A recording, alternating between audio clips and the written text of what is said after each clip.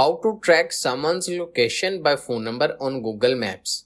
First of all, let's navigate and open Google Maps app on your phone.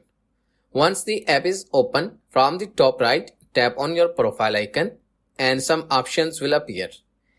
Here, find and tap on location sharing option. On this page, tap on share location. Here you can select how long your location will be active or choose until you turn this off. Also, you can see the phone number and app suggestions. Simply select the person with whom you want to share this location and that person will receive it as a text message and will be able to track your location. But this is only possible if you are sharing your location or someone shares their location with you.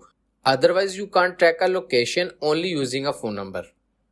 I hope this video is helpful for you. For more information, subscribe to my YouTube channel and thank you for watching.